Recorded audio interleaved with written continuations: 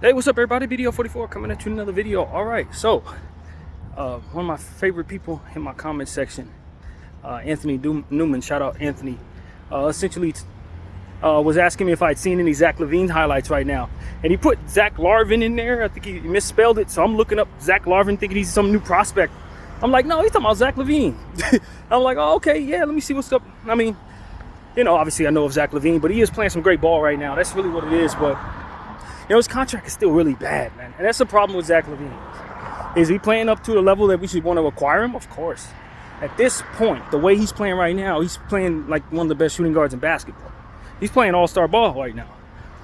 That's never the issue with Zach LaVine. The issue with Zach LaVine is two things. One, is he going to stay healthy long enough for it to make sense for the contract?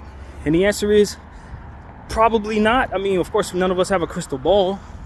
For all I know, he plays like this for the rest of his career, never misses another game. And now you got one of the best players, you know what I mean, on a contract that's probably fair. But the truth of the matter is he's going to continue to increase in his pay over the next several years.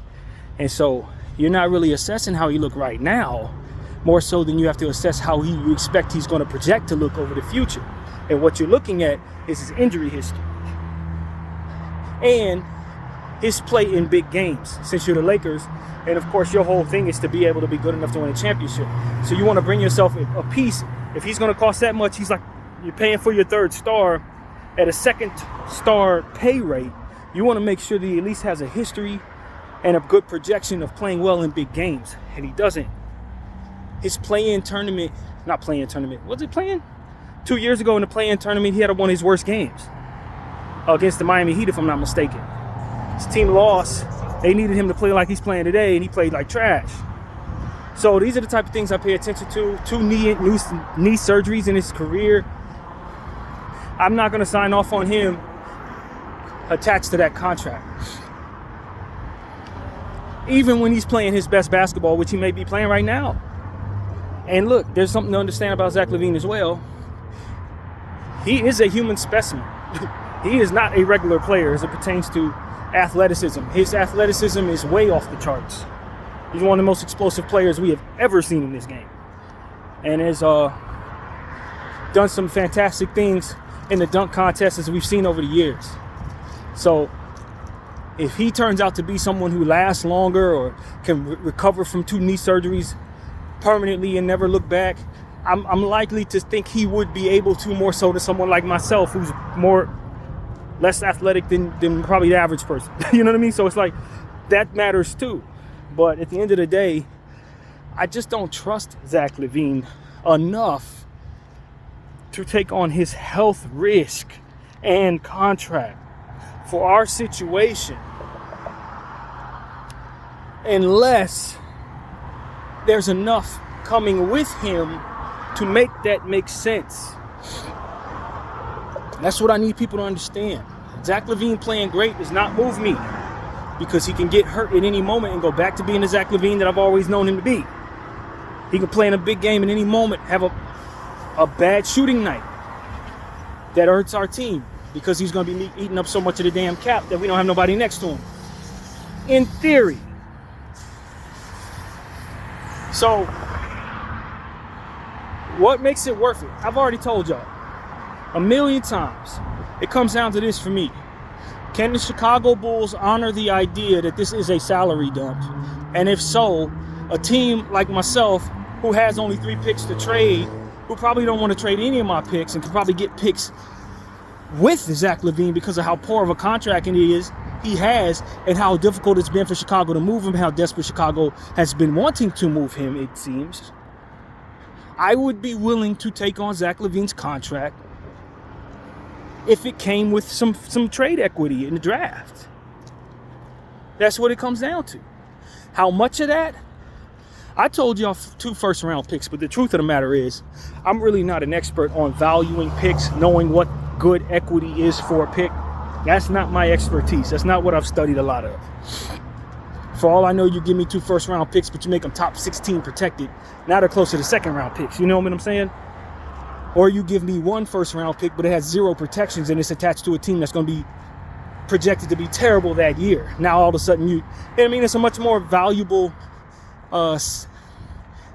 process. with that package versus what I described before that. So I don't really know what looks good in regards to how much trade equity in the draft I should be willing to demand. I don't know, but enough of it to make me feel like it's worth it to take on his contract. That's what I can say responsibly. In my mind's eye, that's like 2 first-rounders. In reality, it might be more or less, but the point is, it got to be something coming back with him that's going to make it so that me paying him $50 million 3 years from now, if he's having an injury season, is worth it. And I don't know that Chicago would be wise for doing that, given the fact that they probably want to start their rebuild. Probably wouldn't be in their best interest to fork over any first-round picks. But that's exactly what I'm demanding. And so that's what I want to tell people. Zach LaVine's playing great. And if Zach LaVine were on a $30 million contract for 3 years, I would have no problem moving Rui and expiring D'Lo for him. Now, that's not what he's making. He's making like 40, 50 million. It could hike up to almost 60 million at the end of the contract. And for that, I can't just look at what he's doing right now and responsibly suggest that that teams go after his contract. Not without it making sense for them to be willing to pay that if the worst case scenario were to come around in those years. You see what I'm saying? Because I think you're more likely to see the worst case scenario based on his history, rather than see him just be healthy from here on out, play like an average of 69 games a season, which in my mind would be basically nice and average for what you're getting there. That's not what his history tells me. He doesn't play enough games most years. And I listened to Trevor Lane's point yesterday, and I will put that in this video for context. Trevor Lane said that a lot of what went wrong was a byproduct of COVID year. And prior to COVID year, he didn't miss too many games. And in the COVID year, he missed some games, but that was skewed by the process of how that season went.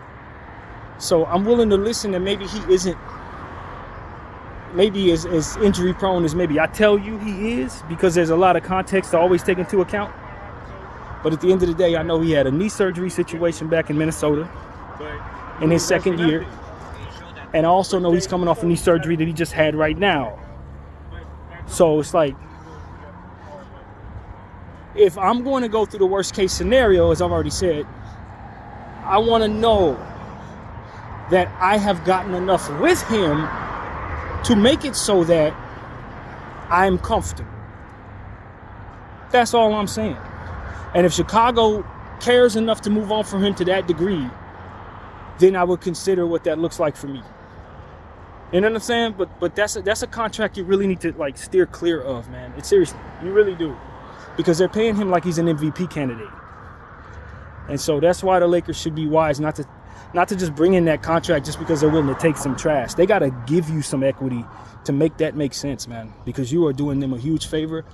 And it's important that you understand that you're bidding against yourself when you trade for that player. Because ain't nobody else in this league want that player. They had Detroit as a buyer, but then he went off and had surgery on Detroit to keep them from trading for him. You see what I'm saying? Right when they had a trade ready to make a move, Chicago had it in the bag, and this player decided he was going to have unnecessary knee surgery to keep from getting traded to the Detroit Pistons. That is a tea leaf to really assess when considering the bringing in this human being. What type of person is going to do something like that when they know damn well their contract is canceled and how hard it is to move that thing? And we finally get a trade going and this fool is going to have knee surgery. Like, that type of stuff for me is a red flag. It's a red flag, man. So I'm just like, nah, man.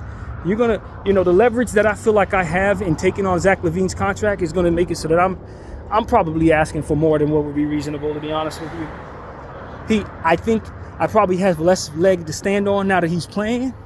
I probably had a better chance of getting that type of return before he got on the floor this season.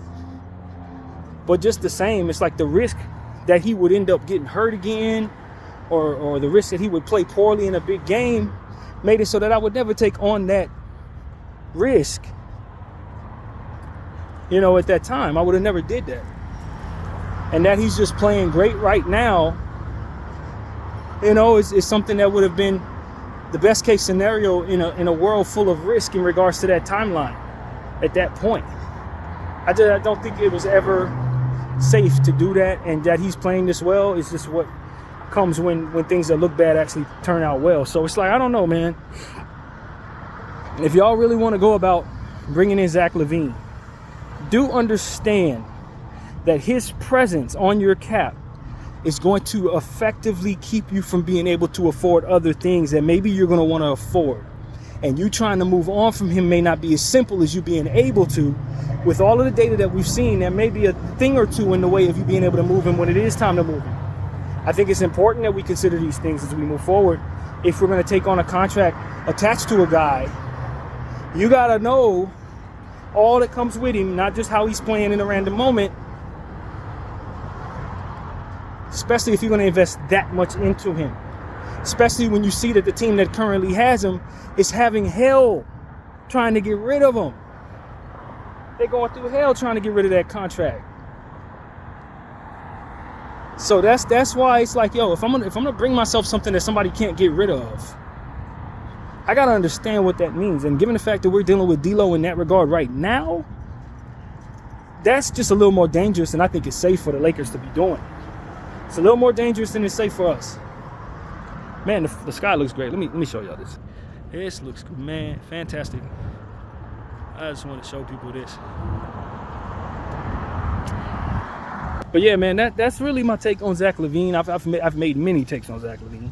They've all sounded like this. I don't doubt Zach LaVine. It's like D'Lo in a way when it comes to his playing well. You know, if you would have told me to take a look at D'Lo's highlights last year around the trade deadline, he was playing his absolute best, and I brought him to myself thinking that's what I was going to be getting, and you fast forward to looking at what we're looking at right now, that would be the kind of scenario that I'm trying to guard against. Because he really is an inconsistent up and down player like D'Lo. More consistent in the sense that when he's healthy, he's going to do more good than D'Lo's shown he, while healthy is doing. But the fact that this kid keeps going down with injuries, man, is a real problem for me on that particular contract. Now, if Chicago would have been even a fourth reasonable in regards to how they negotiated with Zach LaVine when they signed him and signed him to a decent contract, none of this would be going on. He would be so much more valuable. It would take more to get him, all of that. Trust me, the contract is what's eating away at his value. But you keep forward with the idea that he's going to play up that value in any way, and you're just welcoming D'Lo into your situation in a different way. That's all that is. He's just another D'Lo. So that's my thing, man. The way that you go into this Zach LaVine thing is taking into account that the worst case scenario is more than likely with that player. And if it happens to not happen that way, you've struck it rich. You know what I mean? You struck it rich. But that is what you're seeing right now is him being featured, healthy, probably giving the ball twice or three times more than what you're gonna give him. You know what I'm saying? We gotta understand that guys are being featured right now. A guy like Jakob Poeltl, same thing. They featuring him. They making sure he get the ball every possession because they playing up his trade value. And for a player like Zach LaVine, it's so important that you do that because it's so incredibly essential that they move on from him, given the fact that this contract is really hurting their franchise. So it's like, yeah, you're going to see his best play. If they know what they're doing.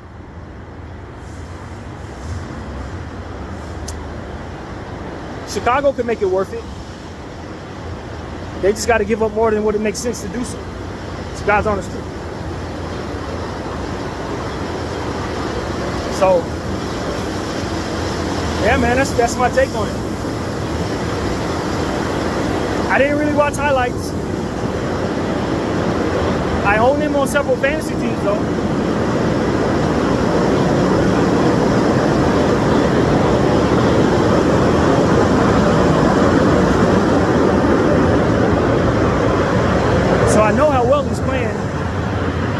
production level is way above what we're used to seeing it. His efficiency from behind the arc is exactly what you want.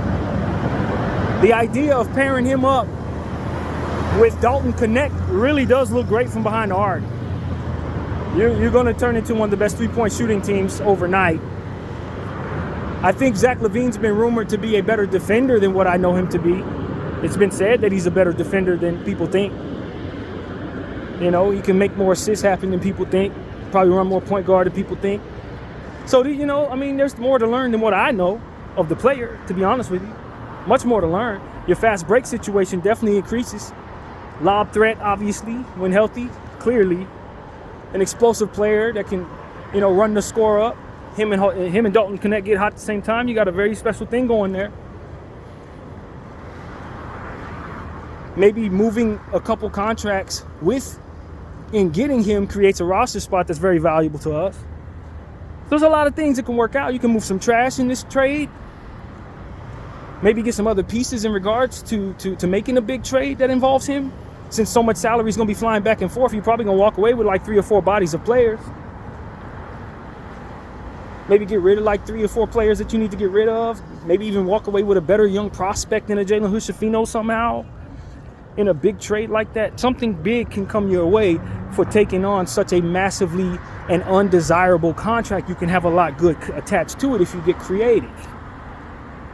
You know what I mean? You can really turn that into something that makes it worth it to you if all parties are agreeable. That's the key about taking a contract like that. And the good thing about this particular bad contract is it's attached to a player that's pretty good. So you're happy to have him physically on the floor if he's playing his best, as opposed to some of these other bad contracts, like maybe a Paul George, that you don't expect the player to be any good going forward, but the contract is horrible, right? So, like, he's not particularly too old. I can talk myself into being willing to negotiate to acquire his contract. It's just, can I talk those who are going to be trading it to me into giving me what I would demand for that contract to be attached? That's the question. He's a good enough player to take on a good trade to acquire him. But the damage that I'm going to take on from bringing that contract to me is going to hurt, regardless of how much good I bring with it. When it's time to pay that, and when he goes down with that next knee injury and misses 40, 50 games, whatever season I'm paying him $60 million, it don't matter what that trade looked like, it's going to hurt. So that's what I want people to understand. The Zach LaVine thing is not without risk, lots of risk, because the player does have a history of going down with injury and not playing well in big games. So are we sure is what I'm saying. Like, you can talk yourself into bringing yourself something that no one else wants, so long as it comes with good stuff. But then that you have it, are you sure you're not going to have to give away all the good stuff you've gotten if you need to undo it? Russell Westbrook. You know? Are you sure it's not going to be hurt most of the damn time? Gabe Vanderbilt. You see what I'm saying? We have some problems that show us why we should probably steer clear of Zach LaVine's contract. We're living through some of these problems through other players that are much less expensive, that don't have as many years on their contracts as Zach is going to have going forward. So it's like, we got to be smart here. We got to be smart here. That's why the price tag for me in taking his contract is so absolutely absurd. I want 2 first-round picks with this guy. You know what I mean? And probably something else too, to be honest. So that in absorbing all of the madness that comes with having that contract on my book for the next 4 years, I also have so much to show for it. So that's the only way I'm willing to do something like that. That's literally the only way I'm gonna sign off on that. And he's playing great. Beyond great. He's really efficient. He looks like the piece that we want him to be. In fact, he looked a little better than we thought he was going to look. You know what I mean? Like, literally. But to what end? To what end are we willing to,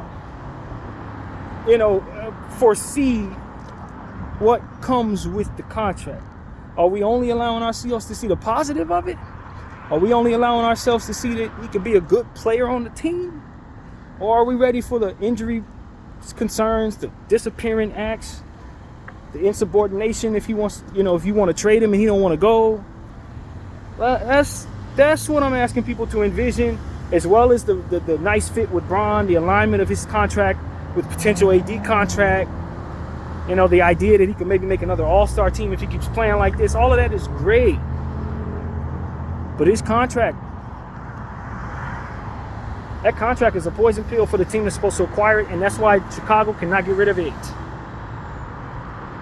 Because they never intended for that contract to stay on their books. They intended for someone like us to bring him to us and trade them a bunch of stuff that's just as expensive, that would come in the form of players and picks, and they just thought that they would be able to fleece the hell out of a team because of Zach LaVine. That's why that contract was signed. They never intended to even keep it. They knew the salary match was going to allow for them to get multiple pieces. They knew that. And that's why I'm like, yo, man, I don't believe in swallowing poison pills that were genetically designed just for me. And the only person who would die off that poison pill would be me. You understand what I'm saying? That's exactly what that was. That was made for the Lakers to take it. They knew that boy wanted to be a Laker. That was probably the leverage that he had to make them sign him to that awful contract. Was that if he didn't, get what he wanted, he was probably going to go to the Lakers. So for me, it's like, and then understanding that that's probably what happened there, there's no way if I'm the Lakers, I'm taking on that contract that's supposed to be too expensive for the Bulls and wouldn't even been asked of the Lakers. You understand what I'm saying? No way I'm signing that or picking up that contract, especially when it's not mature enough to be gone anytime soon. No, teams ain't gonna be able to get me with that. It's the same thing I said about Valanciunas. The Wizards don't plan on keeping Valanciunas. They know they don't have a timeline for Valanciunas. They know Valanciunas likely wants to go to the Lakers or the Knicks at the time, who didn't have a center. So they signed him to a contract that they felt those teams would be willing to take on. Probably something that they wouldn't have signed with the team that they want to go to, but something that'll give them a bit more dollars. That way they can get what they want out of both ends. The player gets both the cash and the opportunity to play with the team he wants to. He just has to stop in a layover in Washington. I'm not giving nobody no passes for that. I want to pay the price that you would have signed on for if you would have came to me outright. I'm not paying the Washington price for the washed up center who knows damn well he wants to be here but wants to get more money than I would have given him. Hell no. I'm not that type of stupid. You ain't never gonna run that on BDF 44. Your ass is gonna be in Washington, or you're gonna be playing for the Sacramento Kings or something. You ain't gonna be able to come here, because what they're trying to forego is what it cost to actually sign with my team that has all this leverage and beautiful sunshine and all this stuff. We sign players to contracts we like because we have the leverage to do so. So they feel like they can go to another team, get that cash, and then get traded here. Hell no. No, I'm too smart for that. You're never gonna get that off on me.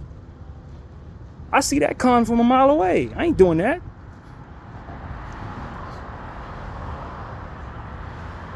So if you're asking for my advice, you make teams that do that, make them never want to do that again. Make them feel like it's too expensive, or that they could be stuck with that contract.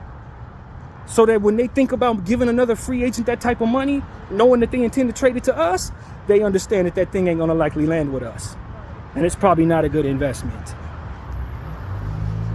That's how I'm dog whistling to the market. Y'all wanna play with Laker tax? What I'm not gonna do is toy around with the things you're allowing to happen that also hurts me and taxes me too. No, we're not doing that. You ain't gonna be able to pay Valanciunas 3 times what he could demand in the market because he goes to a small team. But you won't allow me to take on 3 stars without having to pay up all my future and picks. Hell no. The market wants to be unbiased. If it's messing with somebody like me, because I'm going to identify when they're trying to be biased, and I ain't rolling with it. Always trying to tank the Lakers, and they hoping the Lakers will be desperate and stupid enough to allow it to happen. But boy, I tell you the truth. This Lakers stuff, it's in me. I can feel when something's trying to hurt me. You understand what I'm saying? Just like out in the streets, you can feel when someone's presence is intentional on not being straight. You keep your distance. I feel the same way when it comes to my interests. I can feel when something ain't right. That's not right. That's meant to tank you.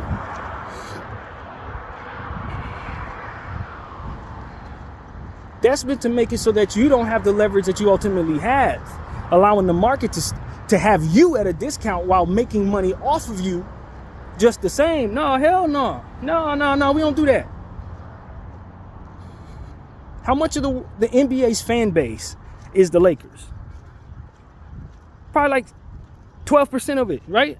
13%, maybe even more of its entire fan base is us.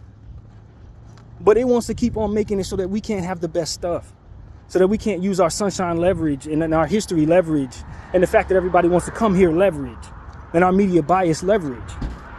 But it's making more money off of us than any other damn team. As if that's not balanced in and of itself. It wants us to be sorry for our leverage, like it doesn't benefit 3 times more from us than any other team. Nah, fam. That Laker tax is horse manure, and I know better. I understand the market, and I also understand when the market's trying to get over on me. I'm not letting it happen. So that's what I'm trying to get people to understand, bro. Understand this. As long as you can think ahead of the market's never going to be able to weasel its way around you, because the market only makes, all it is the making up of the field. The market is the field. All these other teams that wish they had the sunshine, wish they had LeBron, wish they had AD, wish they had the ESPN trying to funnel all the best players to your team. It wants to both make money off of you and make you pay for the fact that you have that type of leverage in itself. Hell no. Hell no. Hell no. Hell no. We don't let it happen. So that's why I'm not taking on the Zach LeVine contract unless you give me 2 picks, because I understand why that contract exists. No. Video 44. I thank you all for watching. I'm out.